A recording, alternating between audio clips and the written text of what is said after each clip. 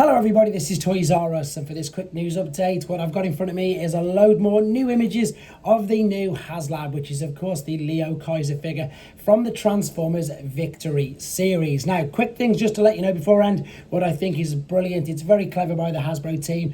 The nod basically to Victory. For those of you who are unaware, and if you've not seen the cartoon, you know the movie set in 2005, this is actually set in, the Victory series is set in 2025. So I think that was a very big clue as well. But these images we've got here, they're from a mixture of websites: tformers, TFW 2005. We've got some individual bots. We've got some much more clearer images of the actual combined mode, and most importantly, we've got some images of him next to Deathsaurus, which is of course fantastic. So again, these you can see are from TFW 2005. Oh, wrong way. There we go. Let's make sure we go this way. So zooming in, looking at it now. Again, this isn't the final product. These are of course the prototypes.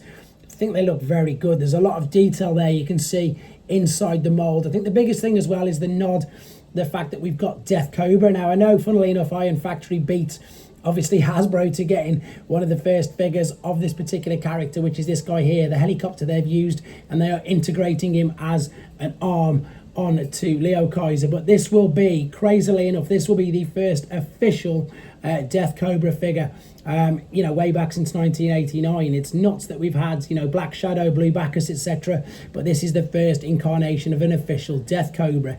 There you can see the detail into the waist articulation, the hip skirts, etc. We then get to see the nunchucks, which of course is another tier, and the tridents and the spears, and I'm very confident, funnily enough, that this is going to hit all tiers, no problem whatsoever. At the time of me making this video, it's very close to 5,000 backers already. I'm liking the fact we've got a bit more time, you know, to get this backed. There he is again in all of his glory. So what we've got coming up in a second is, as I say, exactly that. Some images of him next to the other haslab from Victory. So there you go.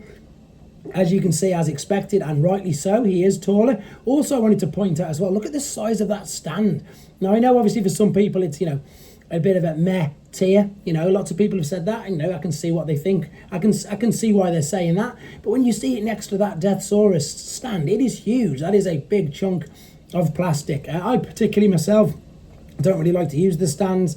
I'll have him out on display, and yeah, just because I think it looks fantastic. But you can also see there, coming into the side, we've also got Studioseries 86 Devastator, so he actually looks like he's going to be quite a bit taller than him as well. That's a great image there of the two together. It's just so crazy that we're getting all of these Victory figures. I do appreciate some people's frustrations in the fact that they are haslabs, but in that same sense that I would rather, here's some individual bots, Leo Zach, etc., Guy-Hawk, Hellbat, or Elbat as they're now calling him, and again Death Cobra.